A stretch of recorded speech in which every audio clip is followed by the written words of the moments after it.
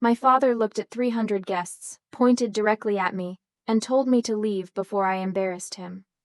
What he didn't know was that the woman standing at the back of the ballroom wasn't the failure he'd spent 20 years describing to everyone. My name is Lieutenant Colonel Seraphina Vale Mercer, and less than 5 minutes after my father tried to throw me out of his retirement gala, one of the most powerful CEOs in America stood up, said my name out loud, and turned the entire room against him. But the most shocking part wasn't what happened that night. It was discovering that 20 years earlier, my own father had secretly tried to destroy my future before it ever began. Shinchapwar, the daughter nobody bothered to know. I had heard that sentence my entire life.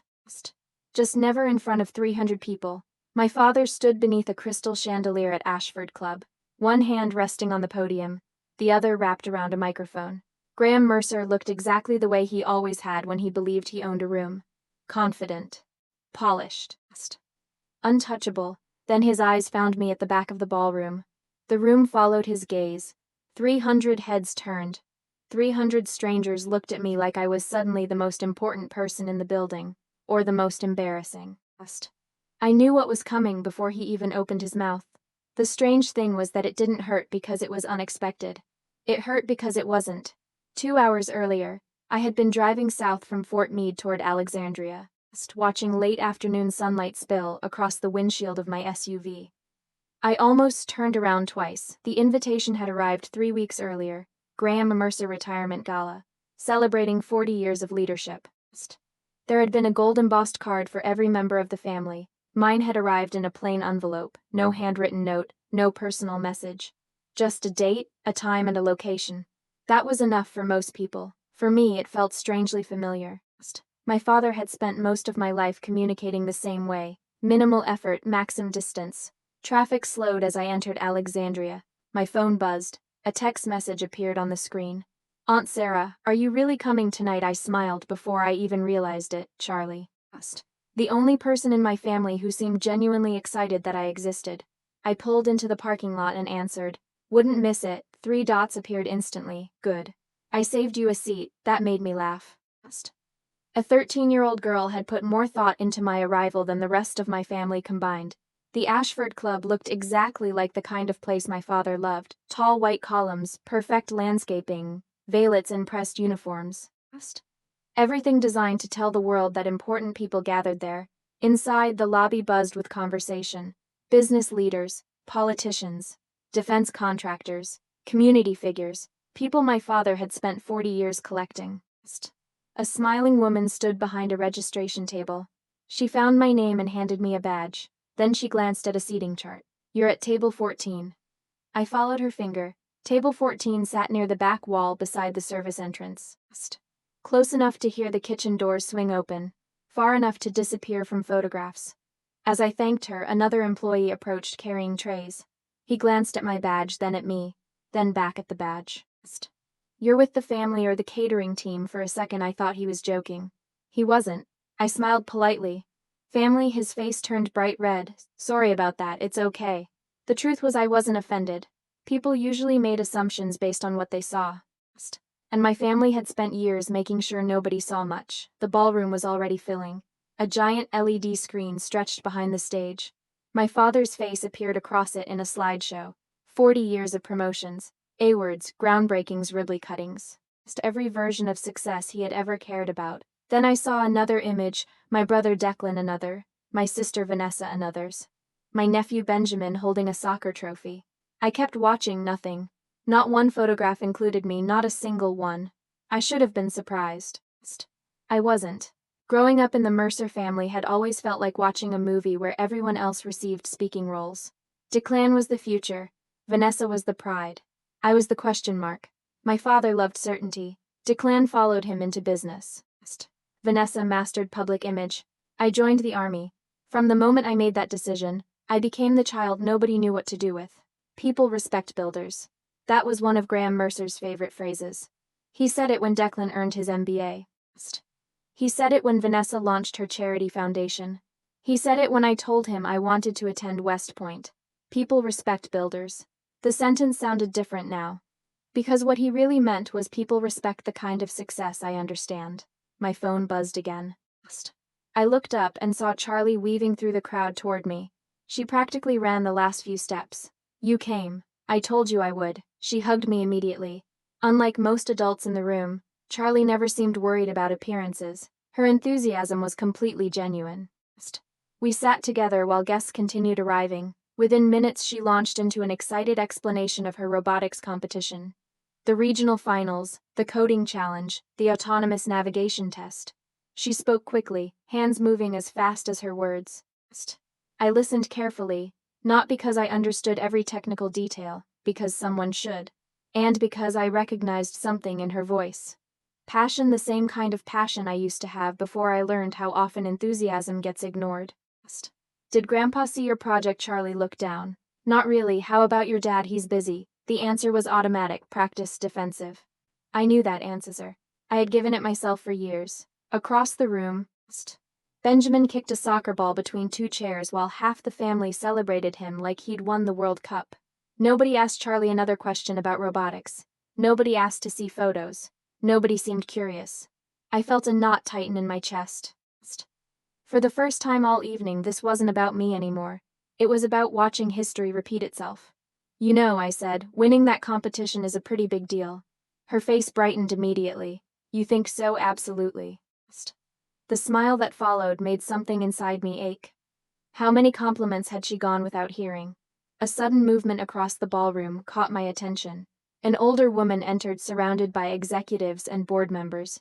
Margot Sterling, chairwoman of Sterling Defense Systems, one of the most influential people in the room, possibly in the state. The crowd parted naturally around her. She moved through conversations with practiced ease. Then someone nearby said Mercer. Margot turned. For a brief second her eyes landed on me. A strange expression crossed her face. Recognition, or almost recognition, then it disappeared. She continued walking. I thought nothing of it.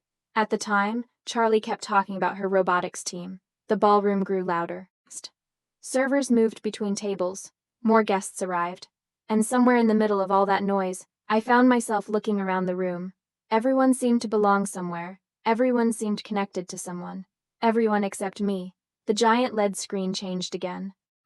New images appeared: Declan, Vanessa, Benjamin, friends, business partners, family memories, successes, stories, legacies. I waited. Maybe this time, maybe one photograph, maybe one mention, maybe one reminder that I existed. Nothing. The slideshow ended. The next one began. Still nothing. I stared at the screen while conversations continued around me. A strange calm settled over me. Not angers, not sadness. Recognition, the kind that arrives when you finally stop expecting something different. People often assume being invisible means people forget you. That's not true.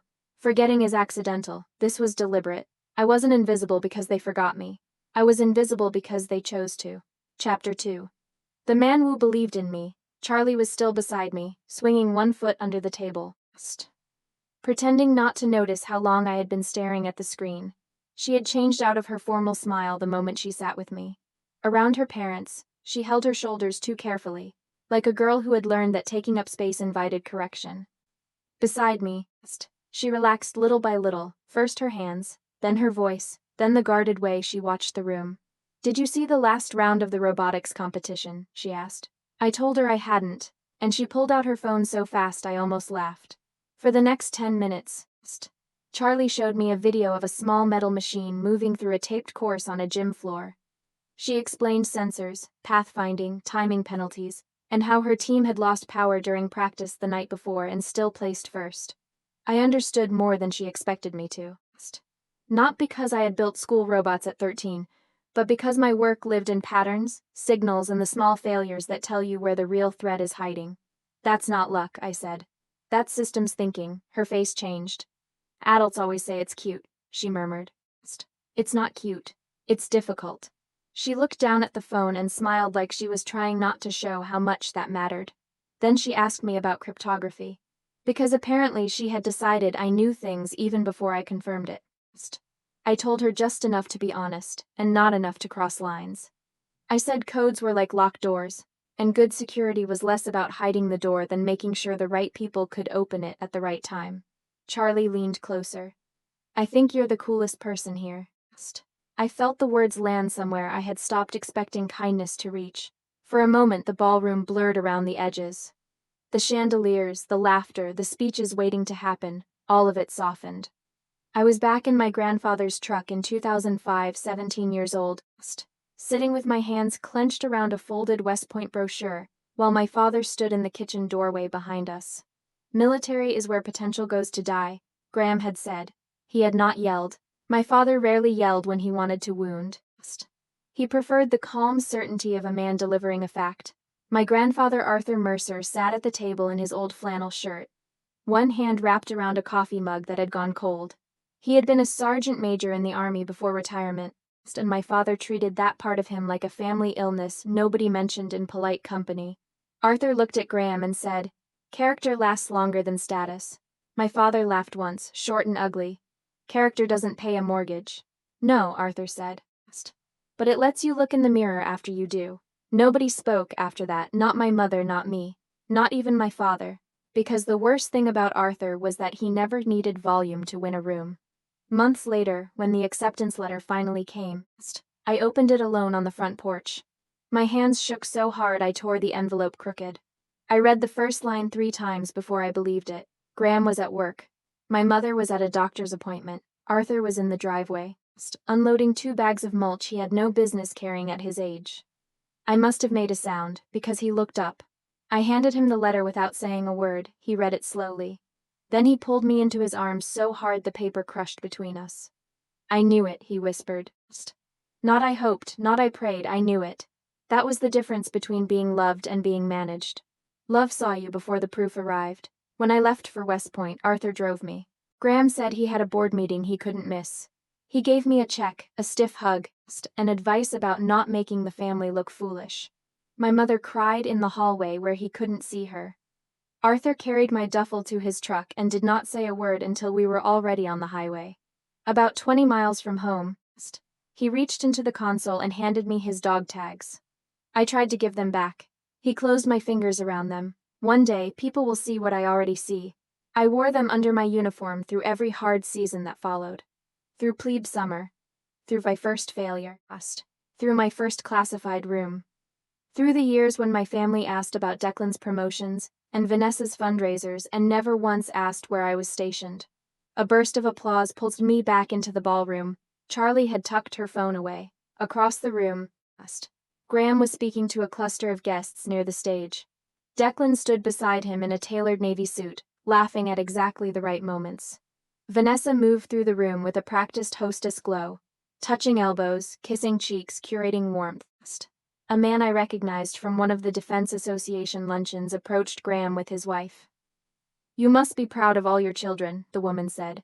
My father smiled. "Declan has done impressive work in strategic development," he said. "Vanessa built the foundation into something people respect. Benjamin is already showing leadership on the field." The woman glanced toward me. "And your daughter, what does she do now?" For 1 second, Graham's expression paused. Not because he didn't know how to answer. Because he had never bothered to learn the answer well enough to say it. Declan stinned smoothly. "Sarah bounced around the army for a while. Nothing too exciting. You know how those assignments are." He said it kindly. That made it worse. People can dismiss you with cruelty. And at least then the room knows what it is. But Declan had mastered the soft version. The one that sounded like concern. The one that made people nod instead of recoil. I could have corrected him. I could have said Lieutenant Colonel. I could have said U.S. Army Cyber Command. I could have said that some of those assignments had taken place in rooms where phones were not allowed and names were not repeated outside the door. Instead, I picked up my water glass and let him be wrong. Charlie saw it. Her face tightened. "Why didn't you say anything?" she whispered. "Because some people don't ask questions to learn," I said. "They ask them to confirm what they've already decided." She looked at her father across the room, then at Graham, then back at me. Something in her young face changed. Not innocence leaving exactly. More like a curtain moving aside. Before she could answer, an older bartender set a fresh glass of water beside me. He had a square jaw, silver hair, and a Marine Corps ring on his right hand. His name tag read Jack Donovan. He looked at the way I sat, the way my shoulders stayed level, the way my eyes tracked exits without meaning to. "Army?" he asked. I nodded. He gave me the smallest smile. "I thought so, that was all, 2 words. But in that room, after all the polished forgetting, they felt like a hand on my shoulder. People who served often recognize each other before introductions. It isn't mystical, it's posture, silence. The way you listen to a room while pretending not to. Jack saw what my family had spent years refusing to see, and he did it without needing proof. Across the ballroom, Margot Sterling had stopped near a cluster of board members. She was listening to a man speak, but her eyes had shifted toward our table again. I saw her notice Jack, notice me, notice the brief exchange. Her head tilted slightly. The same almost recognition from earlier crossed her face. Then someone touched her arm and the moment passed. Charlie leaned closer, her voice smaller now. "Why does Grandpa never talk about you?" I looked at her. There were a dozen answers I could have given. Because I chose a life he didn't value. Because I became proof that his father had not wasted his own. Because my silence made it easy for everyone else to write the story. Because in the Mercer family, people only celebrated what made them look good. But none of those answers belonged on the shoulders of a 13-year-old girl who had only just begun to understand how families teach you your place. So I reached for the gentlest truth I had. Sometimes people stop looking too soon. Charlie looked down at her hands. But you're right here. I followed her gaze across the ballroom to where Graham was laughing with men who knew the value of his title, his company, his reputation, and nothing at all about the daughter he had seated by the kitchen doors. The truth was harder than anything I could have said. He didn't ignore me because he hated me. He ignored me because he never cared enough to know me. Chapter 3. The letter my mother hid. The last thing I wanted that night was another errand for Vanessa Hale, which meant of course she found me before dinner and handed me one. She appeared beside table 14 in a silk emerald dress, smiling at a donor couple over her shoulder before lowering her voice for me. "Sarah, thank God, I need a tiny favor." Tiny favors in my family usually meant invisible labor. "What do you need, Vanessa?" She touched my arm like we were close. The framed photo of Dad with Governor Whitcomb. The one from the den. It was supposed to be on the gift table, but the courier brought the wrong box. "You're already familiar with the house, and I can't leave right now. The Hastings are here, and they're considering a 6-figure pledge for the foundation." I looked at her hand on my sleeve. "You want me to drive back to the Mercer house? It's only 15 minutes each way." "Why not?" asked Declan. Vanessa's smile did not move, but something sharpened behind it. "Declan is networking, and you know where everything is." That was one of the ways my sister included me. Not with a seat at the front table, not with my name on the program. With tasks nobody important wanted to do. Charlie looked at me from beside the chair. "I can come with you," Vanessa answered before I could. "No, sweetheart, stay here. Your grandfather wants the children visible." The children. Charlie went quiet again. I stood, smoothing the front of my dress. "I'll get it." Vanessa's relief came too quickly. "You're a lifesaver." I almost laughed. If only she knew how close to true that sentence had once been. The Mercer house sat in an older part of Alexandria, red brick, white trim, polished brass hardware on the front door. Graham had always called it a legacy house. To me it was a museum of decisions other people had made. The spare key was still under the third clay pot beside a side entrance. It had been there since I was 9. Inside, the house smelled the same as it always had. Lemon oil, old books, and the faint cold scent of rooms kept too clean to feel lived in. I moved through the hallway without turning on every light. I knew the geography by memory. The den was at the back where Graham kept awards. Photographs, plaques, and shelves of books he liked people to see more than read. The framed photo was on the credenza exactly where Vanessa said it would be. Graham smiling beside Governor Whitcomb. Graham shaking hands, Graham being seen. I picked it up, then noticed something on the lower shelf beneath it. My mother's Bible. Eleanor Mercer had carried it to church every Sunday, until the cancer made stairs too painful. The leather cover was cracked at the corners. Her initials were embossed in fading gold, E.M. I had not touched it in years. For a long time I only stared at it. Then I heard her voice so clearly it felt like she was standing behind me. "If you ever need the truth, look here." She had said it one afternoon when I was 16 and she was folding laundry in the sunroom, her scarf tied low over hair that had begun thinning from treatment. I had thought she meant scripture, comfort, faith. The kind of truth mothers offered when they did not have answers. I set the framed photograph down, then I picked up the Bible. It opened with the soft resistance of something that had not been disturbed in a long time. A folded envelope slid from between the back pages and landed against my wrist. My name was written on the front, Seraphina, not Sarah. Not the shortened version my family used when they wanted me smaller. Seraphina. In my mother's careful handwriting. For a moment I did not breathe. I sat in Graham Mercer's den, surrounded by his trophies, holding the only thing in the room that suddenly felt alive. My fingers shook when I opened it. The letter began simply. My darling girl, if you are reading this, then I was a coward longer than I should have been. The words blurred. I blinked hard and kept reading. She wrote about the spring of 2005, when I was 17, and waiting for a congressional nomination to West Point. She wrote that I had not simply come up short the first time. She wrote that Graham had made a phone call. He had called someone in Congressman Leland Price's district office. An old college friend who owed him a favor. My mother wrote that he told them his own daughter was not officer material. That I was impulsive. That I would shame the family in uniform. That the Mercer name should not be attached to a military failure. I read those lines once. Then again. Then a third time, because some betrayals require repetition before the mind accepts them. I had spent 20 years believing that first rejection meant I had not been enough. Not polished enough, not connected enough, not impressive enough.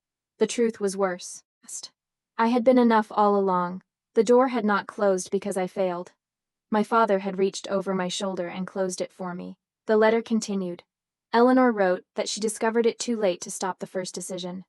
Congressman Price had admitted it to her at church, quietly, unable to meet her eyes. She wrote that she did the only thing she could think to do. She went to Arthur. My grandfather had not just encouraged me. He had fought for me. He called an old friend tied to Senator Abigail Reed's nomination panel. He drove me to the second interview. He sat in the parking lot with a thermos of coffee and waited until I came out smiling, never telling me he was there because Graham had tried to make sure I never got there at all. I pressed the letter to my chest. A sound came out of me before I could stop it, not a sob exactly, something smaller and older, the kind of sound a child makes when a locked room inside her finally opens. My phone buzzed on the desk. Vanessa, did you find it? We need it before the toast. I wiped my face with the back of my hand. Of course you do, I whispered. I folded the letter carefully and slipped it into my clutch. Then I picked up the framed photograph of my father, the centerpiece of his perfect evening, and carried both truths out of that house. One in my hand, one hidden against my palm. In the car, I sat in the driveway for longer than I should have. Rain had started, light enough to beat on the windshield but not heavy enough to hide the house. For a moment I imagined walking back into that ballroom, taking the microphone and reading the letter aloud. 300 people would hear what Graham Mercer had done. Declan would lose his easy smile. Vanessa's donor face would crack. My father would finally have to stand inside the truth instead of above it. It would have been satisfying. It would also have been his language. Graham believed humiliation was power. He had used it in boardrooms, at dinner tables, in the quiet architecture of our family. If I used that letter to destroy him publicly, I would be speaking in a voice he taught me. Arthur had not raised me for that. I started the car. By the time I returned to Ashford Club, the ballroom had shifted into pre-dinner polish. The lights were warmer. The string quartet had softened into something expensive and forgettable. Servers moved quickly. Conversations grew louder with wine. Vanessa swept toward me the second I entered. Finally, I handed her the photograph. You're welcome. She barely heard me. She turned immediately to the donor couple beside her.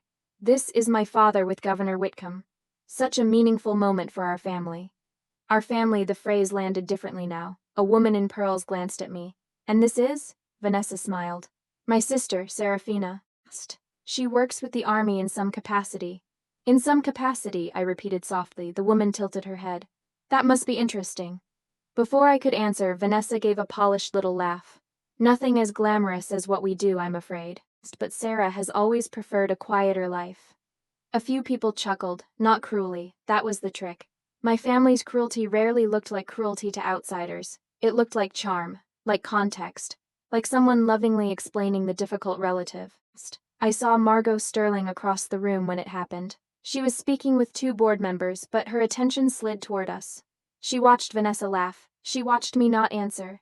Then her eyes narrowed slightly, not in judgment, but in calculation. She was reading the room. And for the first time that night, I had this strange feeling someone important was reading it correctly. I excused myself before Vanessa could make me smaller in another sentence. Near the hallway leading to the coat room, I heard my brother's voice. Do we really need her here tonight? I stopped before they could see me. Declan stood beside Graham near a side alcove, both of them half hidden by a column wrapped in white flowers. My father held a stack of index cards. The speech. He did not sound angry. He sounded inconvenienced. She's already here. That doesn't mean you have to mention her. I wasn't planning to. Declan exhaled. Good. Tonight is about family reputation. Graham adjusted one card with his thumb. Exactly. A silence passed, then Declan added, lighter now. If you do bring her up, keep it brief. Maybe make it a joke. People understand military people are different. My father gave a small smile, the same smile he wore before signing contracts, before ending conversations, before delivering something final. Light, he said. That was all one word, but I understood. I stepped back before the floor creaked. In the women's restroom, I ran cold water over my wrists and looked at myself in the mirror. 38 years old, Lieutenant Colonel. A woman trusted in rooms my father would never be cleared to enter. And still, for one breath, I was 17 again, waiting outside a closed door and wondering what I had done wrong. I opened my clutch. The letter was still there. So was Arthur's dog tag chain around my neck? Hidden under the neckline of my dress. I touched it through the fabric. Then I closed the clutch. I would not read the letter tonight. I would not fight my father with the weapon he understood best. I would sit at table 14. I would let him say whatever he had decided I was worth. And I would remember something he never knew.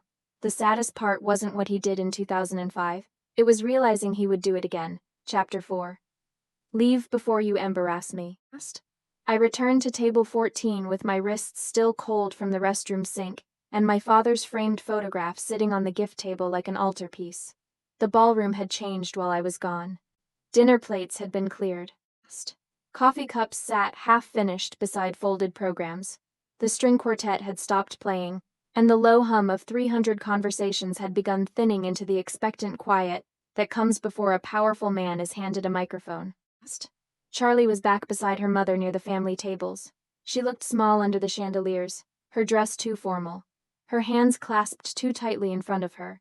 When she saw me, her face softened with relief, then tightened again when Vanessa touched her shoulder and steered her half a step away, as if my presence might rub off on her. Declan stood 10 feet from the stage, positioned perfectly for photographs.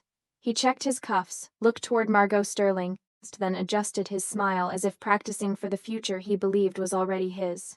Graham Mercer walked to the podium slowly. The room responded before he said a word. People stopped whispering. Chairs shifted, glasses lowered. A senator near the front leaned back with the comfortable expression of someone preparing to praise another important man. Executives from Sterling Defense Systems turned toward the stage. Board members sat straighter. Donors smiled in advance. My father loved that kind of silence. It was not empty. It was obedient. He placed his index cards on the podium and smiled. Thank you, truly.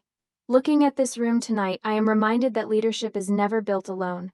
Applause rose immediately. He lowered his head with practiced humility. For the first few minutes, he did exactly what men like him do best. He thanked the board. He thanked Sterling Defense Systems. He thanked the governor's office, the defense partners, the local business council, the foundation committees, the people whose names mattered and the people whose money mattered even more. Then he began talking about legacy. I felt the shift before it happened. Family was coming. Graham looked toward Declan first. My son Declan has carried the Mercer name with discipline and ambition. He understands business. He understands responsibility. And I have no doubt he will help shape the next chapter of this industry. Declan bowed his head modestly. The room applauded. He pretended not to love it. I had watched Declan need praise since we were children. He needed it the way some people need oxygen, and Graham had always controlled the supply. Then my father turned toward Vanessa. My daughter Vanessa has shown what service to community can look like when paired with vision. Her foundation has opened doors for families across Northern Virginia. Vanessa lifted one hand to her chest. Her eyes shone just enough to be visible from the donor tables. More applause, more approval. Then Graham gestured toward Benjamin, who stood proudly beside Vanessa's husband, Thomas Hale. And my grandson Benjamin reminds me that leadership begins early. Discipline on the field becomes discipline in life. Benjamin grinned. People laughed warmly. Someone whistled. Vanessa wiped the corner of her eye, as if the child had just received a medal instead of being praised for soccer at a retirement gala. Charlie stood a few feet behind them. Graham's eyes passed over her so quickly, most people would have missed it. I did not. Charlie saw it too. Her chin dropped, her hands tightened. I felt something in me go very still. This was how it happened, not with explosions, not always with cruelty spoken aloud. Sometimes a family teaches you your value by where their eyes do not stop, my father continued. Some people build companies, applause. Some people build communities, more applause. Some people carry a family name forward in ways that make a man proud. The room warmed around him. I knew the rhythm of his speeches. He was building toward a closing line. A toast. A polished moment of fatherly reflection. I thought he had simply skipped me, the way he had skipped me on the screen, in the program, in every public version of his life. I was ready for that. I had been ready for that for 20 years.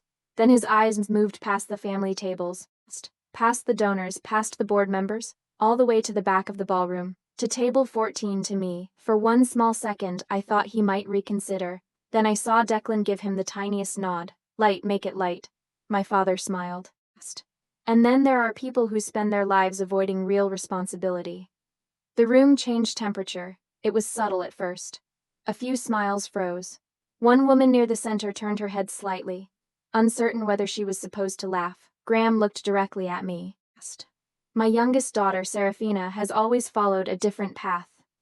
He said different like it was a stain he had learned to pronounce politely. A faint chuckle moved through the room.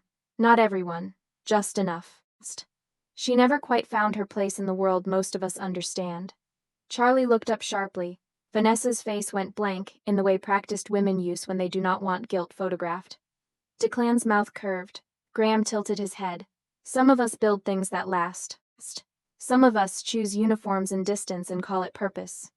The words landed one by one. I felt every eye turn toward me. 300 people now knew exactly where the joke was supposed to sit, on my shoulders. My throat tightened, but my hands stayed still. I had stood in rooms where one wrong movement could cost lives. I had received news in windowless spaces and kept my voice level because panic helps no one. I had learned long ago that control is not the absence of pain. It is what you do while pain is present.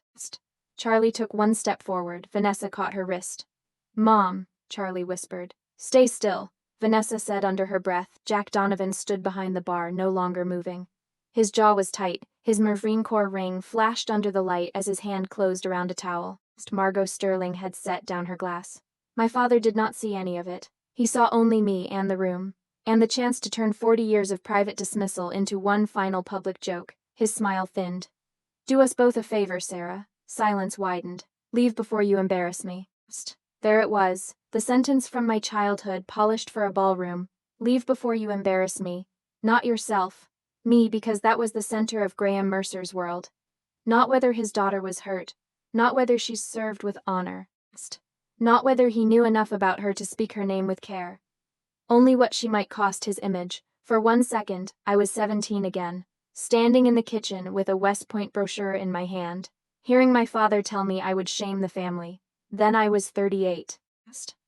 Lieutenant Colonel Seraphina Vale Mercer, sitting at the last table near the service doors, wearing my grandfather's dog tags under my dress, and carrying my mother's letter in my clutch. I could have spoken. I could have said everything. I could have stood in that ballroom and turned the humiliation back on him with one envelope. Instead, I folded my napkin once and placed it beside my plate. The small motion seemed louder than it was. Charlie began crying silently, not childishly, not loudly.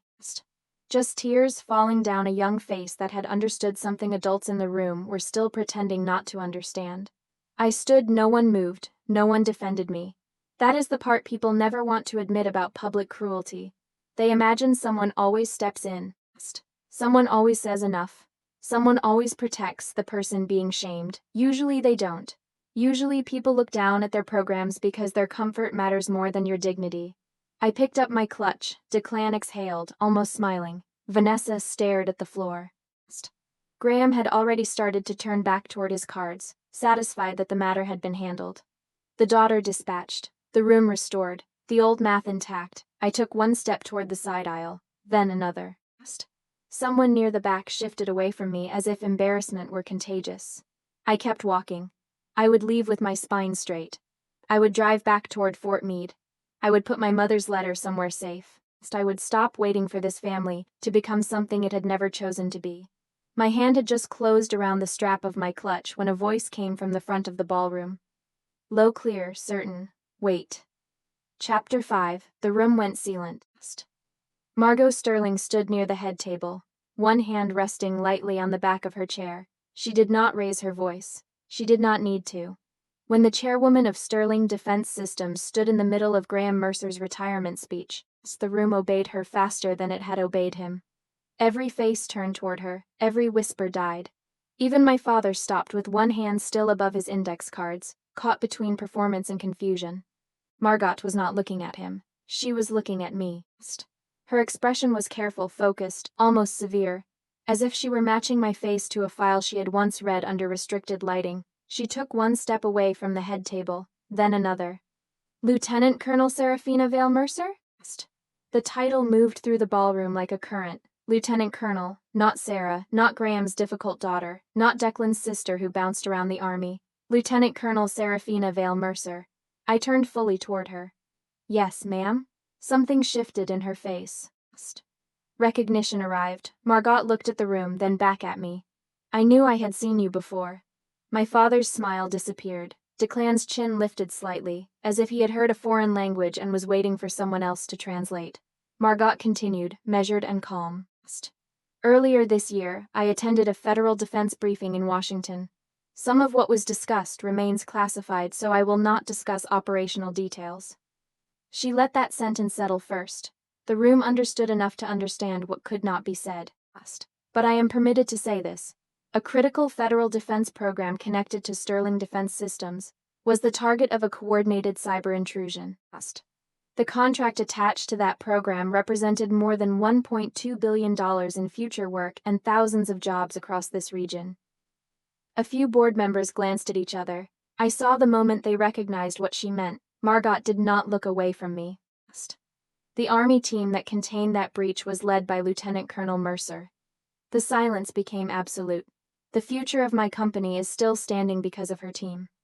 For 3 seconds, no one moved, then the microphone slipped from my father's hand.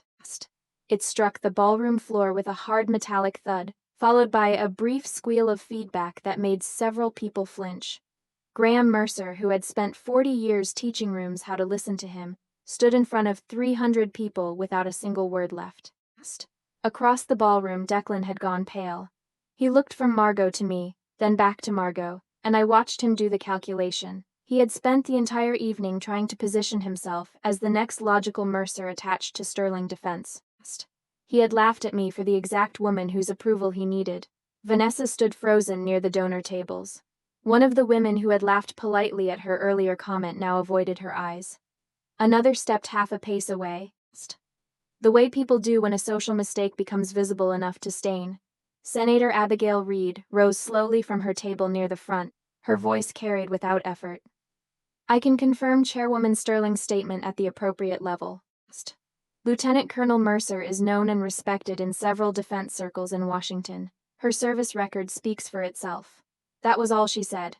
No classified details, no dramatic reveal beyond what was permissible, but it was enough, more than enough.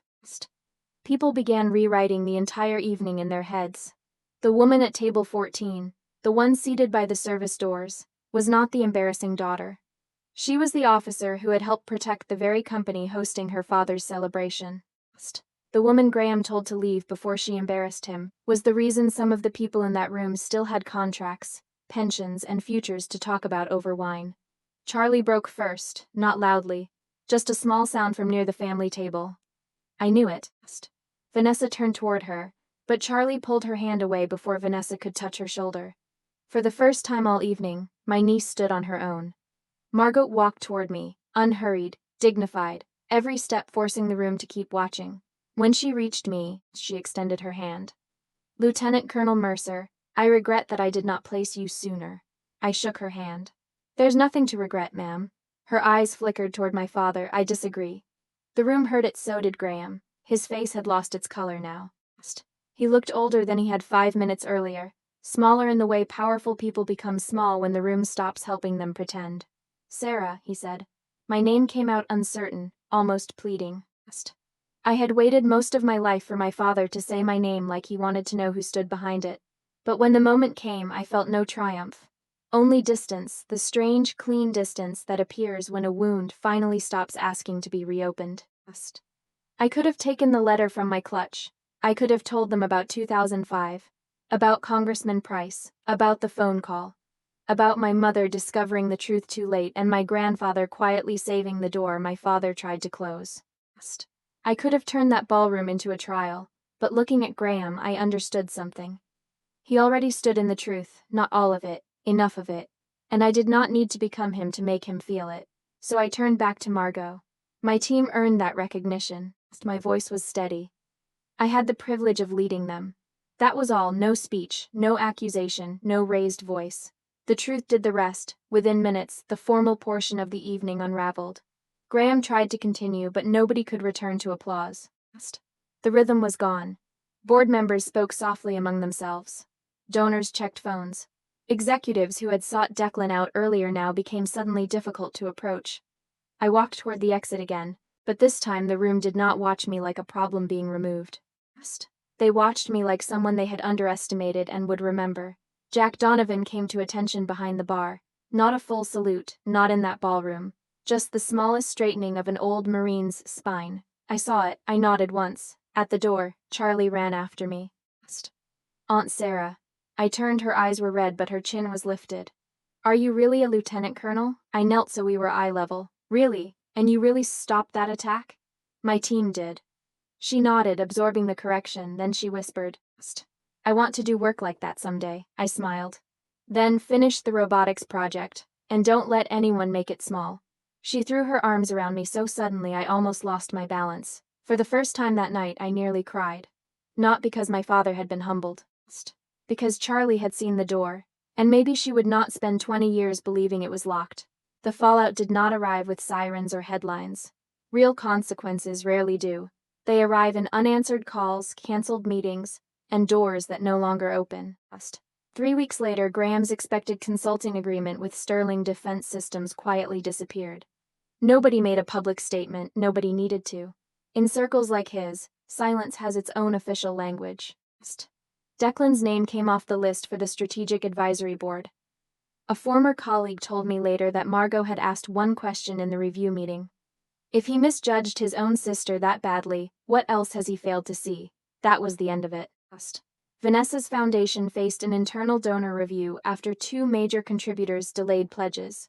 Her carefully managed reputation did not collapse overnight, but it cracked. People still smiled at her. They just stopped promising checks in public. As for Graham, he sent me a text 11 days after the gala. I didn't know about the briefing. I stared at those 6 words for a long time. They were true. They were also the problem. He did not know because he had never asked. I wrote back once. If you ever want to know your daughter, the real one, you can ask. But I won't come back to be displayed, dismissed, or repaired for your image. Honest and private, or not at all. He did not answer. Maybe he never will. For the first time in my life, that did not feel like a sentence. It felt like an ending. A few days later, Charlie texted me a photo of her robotics notebook. At the bottom of the page, beneath a sketch of a circuit board, she had written one sentence. "You were the only person in this family who ever made me feel seen." I sat at my kitchen table near Fort Meade and read it twice. Then I put my hand over my mouth and let myself cry. Not for the ballroom, not for Graham. For the girl I had been, and the girl Charlie might not have to become. The following weekend, I drove to Arlington National Cemetery before sunrise. Arthur Mercer's stone was simple. Name, rank, dates. Sergeant Major, United States Army. Nothing about him looked important to anyone rushing past, but he had been the first person who saw me clearly. I sat in the grass with coffee growing cold beside me, and my mother's letter folded in my coat pocket. Around my neck, his dog tags rested warm against my skin. I told him what happened. I told him I did not read the letter. I told him Graham finally heard my rank in a room full of people and had nothing to say. I told him Charlie liked cryptography. The wind moved softly through the rows of stones. After a while, I took the dog tags off and held them in the morning light. For years, I had carried them like proof that one person believed in me. Now I understood they had never been proof. They had been permission. Permission to stop begging the wrong people to see what the right people had known all along. I put them back around my neck. The saddest part was not that my father did not know who I was, it was that he never wanted to. And the day I stopped needing him to see me was the day I finally became free. If this story reminded you of someone who has been underestimated, overlooked, or forced to stay quiet just to keep the peace, tell me in the comments where you're watching from. And if you believe quiet strength deserves its moment, stay with this channel. There are more stories waiting, and sometimes the people they tried hardest to erase are the ones the room remembers forever.